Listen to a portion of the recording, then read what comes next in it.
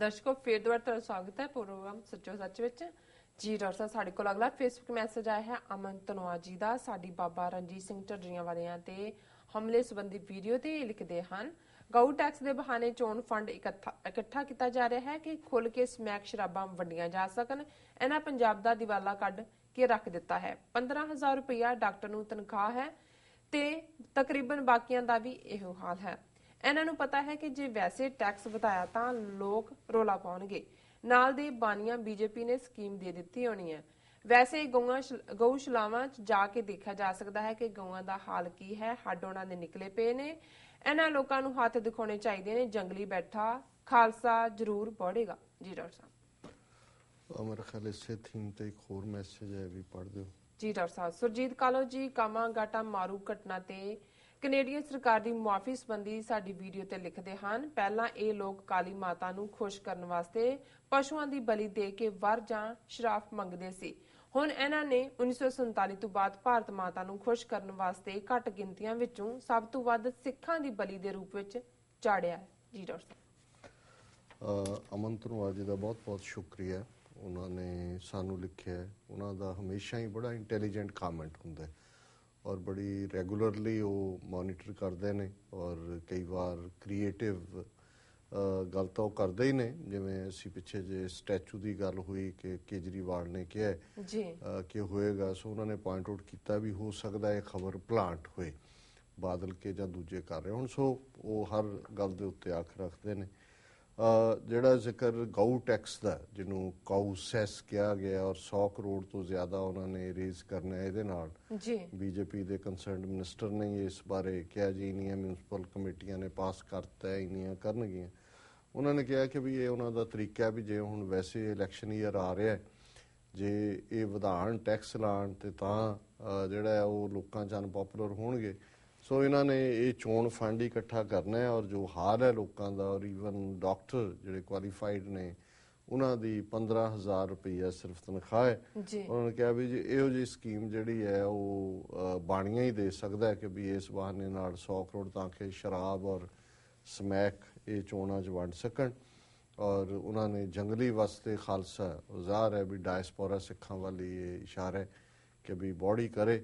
ਸੋ ਜ਼ਾਹਰ ਹੈ ਕਿ ਵੀ ਇਸ ਵੇਲੇ ਡਾਇਸਪੋਰਾ ਸਿੱਖ ਇੱਕ ਪਾਵਰ ਦੇ ਤੌਰ ਤੇ ਉੱਭਰੇ ਨੇ ਬਾਹਰ। ਉਹਨਾਂ ਨੇ ਆਪਣਾ ਇਸ ਮੁੱਦੇ ਦੇ ਉੱਤੇ ਪੇਸ਼ਕਦਮੀ ਕੀਤੀ ਹੈ, ਪਰ ਫਿਰ ਵੀ ਅਸੀਂ ਸਮਝਦੇ ਹਾਂ ਵੀ ਆਫਰੀਨ ਹੈ ਪੰਜਾਬ ਦੀ ਧਰਤੀ ਦੇ ਖਾਲਸੇ ਨੂੰ ਕਿ ਇੰਨੇ ਇੱਕ ਤੋਂ ਬਾਅਦ ਇੱਕ ਜੈਨੋਸਾਈਡ, ਨਸਲਕੁਸ਼ੀ ਤੋਂ ਬਾਅਦ ਇਸ ਕਿਸਮ ਦਾ ਡਰ, ਖੌਫ, ਦੇਸ਼ ਧਰੋਹ, ਦੂਜਾ police harassment, law and order ਦਾ ਬੇੜਾ ਗਰਕ, ਕਿਸਾਨਾਂ ਦੀਆਂ ਖੁਦਕਸ਼ੀਆਂ, ਸਭ ਦੇ ਬਾਵਜੂਦ ਵੀ ਜਦੋਂ ਕੋਈ ਵੰਗਾਰ ਪਾਈ ਜਾਂਦੀ ਹੈ, ਭਾਵੇਂ ਹੈ ਇਹਨਾਂ ਦਾ ਫਰਾਡ ਜਿਹਾ ਹੀ ਸੀ ਲਲਕਾਰ ਦੇ ਨਾਂ ਥੱਲੇ, ਔਰ ਮੈਨੂੰ ਕਈ ਵਾਰੀ ਲੱਗਦਾ ਹੁੰਦਾ ਵੀ ਅਸੀਂ ਸ਼ਾਇਦ ਓਵਰ ਰਿਐਕਟ ਵੀ ਕਰਦੇ ਹਾਂ ਕੁਝ ਸਿਚੁਏਸ਼ਨਸ ਨੂੰ, ਪਰ ਫਿਰ ਵੀ ਕਈ ਵਾਰੀ ਕੁਝ ਤੁਹਾਡੀਆਂ ਜਿਹੜੀਆਂ ਨੇ ਉਹ ਟਰਾਇਲ ਮੋਮੈਂਟਸ ਵੀ ਹੁੰਦੀਆਂ। ਜਿਸ ਸਪਿਰਿਟ ਦੇ ਨਾਲ ਸਿੱਖਾਂ ਨੇ ਜਵਾਬ ਦਿੱਤਾ ਹੈ, ਜਿਵੇਂ ਧਾ ਕੇ ਬਿਆਸ ਪਹੁੰਚੇ ਔਰ ਜਿਵੇਂ ਈਵਨ ਪੁਲਿਸ ਨੂੰ ਬੈਕ ਸੀਟ ਲੈਣੀ ਪਈ, ਨਹੀਂ ਤਾਂ ਆਮ ਹਾਦਸਾ ਹੁੰਦਾ ਉਹ ਨੇੜੇ ਹੀ ਨਹੀਂ ਲੱਗਣ ਦਿੰਦੇ। ਉਹਨਾਂ ਨੇ ਬਿਆਸ ਦਾ ਪੁਲ ਵੀ ਜਿਹੜਾ ਟ੍ਰੈਫਿਕ ਜਿਹੜਾ ਉਹਨਾਂ ਨੂੰ ਡਾਈਵਰਟ ਕਰਨਾ ਪਿਆ। ਸੋ ਕੁੱਲ ਮਿਲਾ ਕੇ ਜਿਹੜਾ ਇੱਕ ਪਾਸੇ ਸਾਡਾ ਇਹ ਅਕੀਦਾ ਔਰ ਵਿਸ਼ਵਾਸ ਔਰ ਪੰਜਾਬ ਦੀ ਧਰਤੀ ਤੇ ਡਿਫਾਇੰਸ ਹੈ, ਔਰ ਜਿਵੇਂ ਸੁਰਜੀਤ ਕਾਲੋਂ ਇਹ ਵੀ ਲਗਾਤਾਰਤਾ ਨਾਲ ਜਿਹੜਾ ਆਪਣੇ ਕਾਮੈਂਟ ਲਿਖਦੇ ਨੇ, ਇਹਨਾਂ ਨੇ ਵੀ ਇਹ ਪੁਆਇੰਟ ਆਊਟ ਕੀਤਾ ਕਿ ਭਾਈ ਜਿਹੜੀ ਕਾਲੀ ਮਾਤਾ ਨੂੰ ਰਿਝਾਉਣ ਦੇ ਲਈ ਕਦੇ ਇਹ ਪਸ਼ੂਆਂ ਦੀ ਬਲੀ ਦਿੰਦੇ ਸੀ, ਹੁਣ ਭਾਰਤ ਮਾਤਾ ਨੂੰ ਰਿਝਾਉਣ ਲਈ ਘੱਟ ਗਿਣਤੀਆਂ ਖਾਸ ਕਰ ਸਿੱਖਾਂ ਨੂੰ ਟਾਰਗੇਟ ਕੀਤਾ।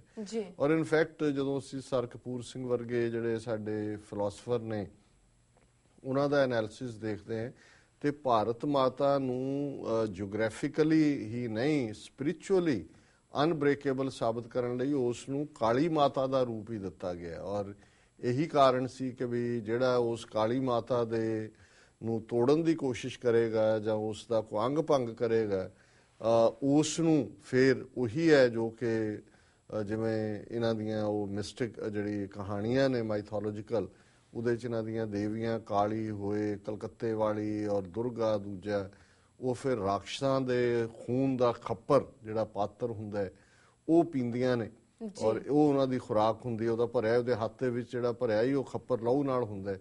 ਸੋ ਇਸੇ ਤਰ੍ਹਾਂ ਜੇ ਇੰਦਰਾ ਗਾਂਧੀ ਨੇ ਸਿੱਖਾਂ ਦੇ ਖੂਨ ਦਾ ਖੱਪਰ ਉਹ ਭਰਿਆ ਤੇ ਨਾਲ ਹੀ ਵਾਜਪਾਈ ਨੇ ਉਸ ਨੂੰ ਜਿਹੜਾ ਦੁਰਗਾ ਮਾਤਾ ਦਾ ਅਵਤਾਰ ਬਣਾ ਦਿੱਤਾ 71 ਦੇ ਵਿੱਚ ਵੀ ਔਰ ਬਾਅਦ 'ਚ ਵੀ। ਸੋ ਕੁੱਲ ਮਿਲਾ ਕੇ ਅਸੀਂ ਸਮਝਦੇ ਹਾਂ ਵੀ ਸਾਡੇ ਜਿਹੜੇ ਬੜੇ ਗਿਆਨਵਾਨ ਸਰੋਤੇ ਔਰ ਦਰਸ਼ਕ ਇਸ ਸਾਰੀ ਗੱਲ ਦੀ ਨੁਆਂਸ ਨੂੰ ਸਮਝਦੇ ਨੇ ਔਰ ਸਾਡਾ ਵੀ ਮਕਸਦ ਵਿਚਾਰ ਚਰਚਾ ਦੇ ਰਾਹੀਂ ਗੱਲ ਨੂੰ ਅੱਗੇ ਤੋਰਨ ਦਾ ਹੈ ਤਾਂ ਕਿ ਕਿਉਂਕਿ ਸਭ ਤੋਂ ਵੱਡਾ ਦੁਸ਼ਮਣ ਅਗਿਆਨਤਾ ਹੁੰਦੀ ਹੈ, ਇਗਨੋਰੈਂਸ ਹੁੰਦੀ ਹੈ ਔਰ ਇਸ ਮਾਮਲੇ 'ਚ ਅਸੀਂ ਸਮਝਦੇ ਹਾਂ ਵੀ ਸਾਨੂੰ ਮਾਣ ਹੈ ਆਪਣੇ ਦਰਸ਼ਕਾਂ ਸਰੋਤਿਆਂ ਤੇ ਕਿ ਉਹ ਸਾਨੂੰ ਵੀ ਗਿਆਨਵਾਨ ਕਰਦੇ ਨੇ। ਜੀ ਡਾਕਟਰ ਸਾਹਿਬ ਬਿਲਕੁਲ। ਹੁਣ ਤੁਸੀਂ ਸਾਡੇ ਦੱਸੋ ਅੱਜ ਦਾ ਵਿਚਾਰ।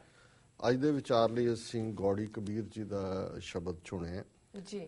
ਜਿਉਂ ਕੱਪ ਕੇ ਕਰ ਮੁਸ਼ਟ ਚਨਨ ਕੀ ਲੁਭਦ ਨਾ ਤਿਆਗ ਦਿਓ ਜੋ ਜੋ ਕਰਮ ਕੀਏ ਲਾਲਚ ਸਿਉ ਤੇ ਫਿਰ ਗ੍ਰਹਿ ਪਰਿਓ ਭਗਤ ਬਿਨ ਬਿਰਥੇ ਜਨਮ ਗਇਓ ਸਾਧ ਸੰਗਤ ਭਗਵਾਨ ਭਜਨ ਬਿਨ ਕਹੀ ਨਾ ਸੱਚ ਰਹਿਓ ਰਹਾਓ ਜਿਉਂ ਉਦਿਆਨ ਕੁਸਮ ਪ੍ਰਫੁੱਲਤ ਕਿਨੇ ਨਾ ਘਰਾਓ ਲਿਓ ਤੈਸੇ ਭ੍ਰਮਤ ਅਨਕ ਜੋਨ ਮੈਂ ਫਿਰ ਕਾਲ ਹੈਓ ਇਆ ਧਨ ਜੋਬਨ ਔਰ ਸੁਤ ਦਾਰਾ ਪੇਖਨ ਕੋ ਜੋ ਦਿਓ ਤਿਨ ਹੀ ਮਾਏ ਅਟਕ ਜੋ ਉਰਝੇ ਇੰਦਰੀ ਪ੍ਰੇਰ ਲਿਓ ਔਦ ਅਨਲ ਤਨ ਤਿਨ ਕੋ ਮੰਦਰ ਚੌਹ ਦਿਸ ਠਾਟ ਠਿਓ ਕਹੋ ਕਬੀਰ ਭੈ ਸਾਗਰ ਤਰਨ ਕੋ ਮੈਂ ਸਤਗੁਰ ਓਟ ਲਿਓ।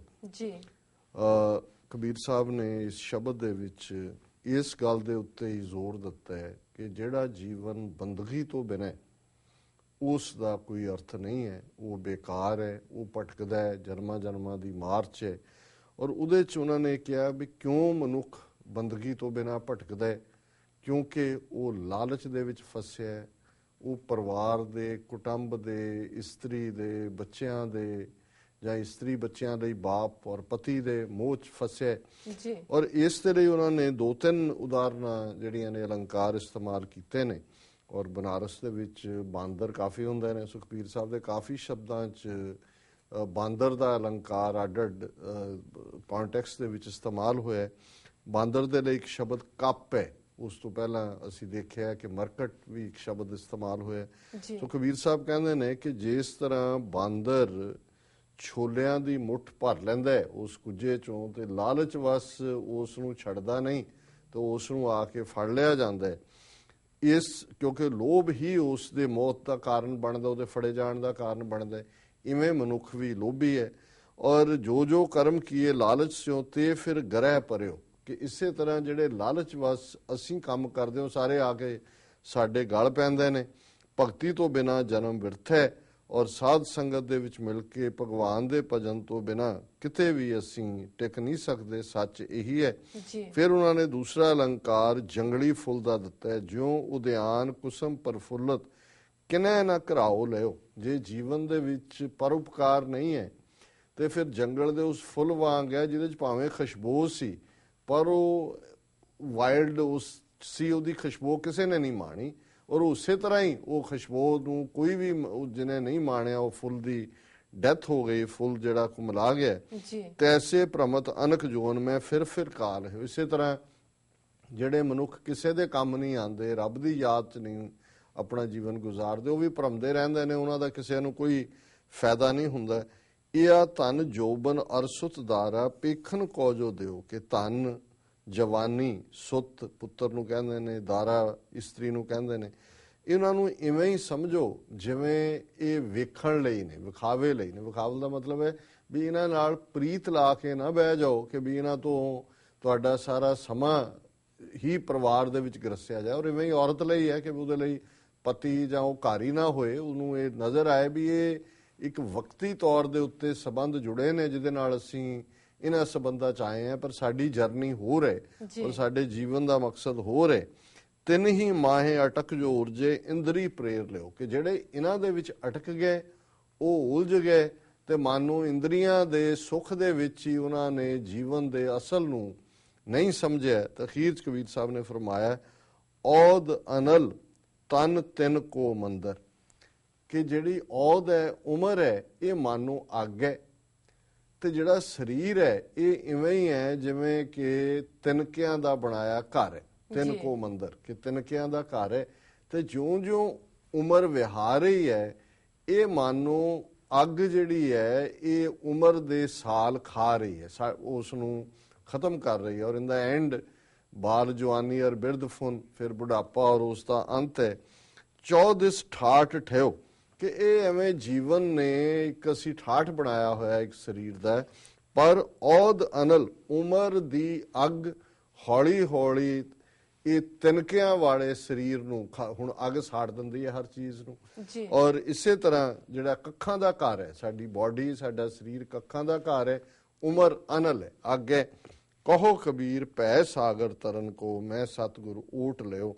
ਹੁਣ ਇੱਕ ਪਾਸੇ ਅੱਗ ਹੈ ਸੰਸਾਰ ਦੀ, ਤੇ ਜੇ ਤੁਸੀਂ ਅੱਗ ਤੋਂ ਬਚਣਾ ਹੈ, ਅੱਗ ਦਾ ਤੋੜ ਕੀ ਹੈ? ਪਾਣੀ ਜੀ। ਔਰ ਜੇ ਤੁਸੀਂ ਇਸ ਅੱਗ ਦੇ ਸਮੁੰਦਰ ਚੋਂ ਤਰ ਕੇ ਨਿਕਲਣਾ ਤੇ ਫਿਰ ਰੱਬ ਦੀ ਸ਼ਰਨ ਹੈ। ਔਰ ਜਿਵੇਂ ਅਸੀਂ ਪੜ੍ਹਦੇ ਹਾਂ, ਭਈ ਪ੍ਰਾਪਤ ਮਾਨੁਖ ਦੇ ਨਾ, ਉਸ ਤੋਂ ਪਹਿਲਾਂ ਜਿਹੜਾ ਤਿਤ ਸਰਵਰੜੈ ਪਹਿਲੇ ਨਿਵਾਸਾ, ਪਾਣੀ ਪਾਵਕ ਤਿਨੇ ਕੀਆ, ਪੰਕਜ ਮੋਹ ਪਗ ਨਹੀਂ ਚਾਲੇ, ਹਮ ਦੇਖਾ ਤੈ ਡੂਬੀਲੇ।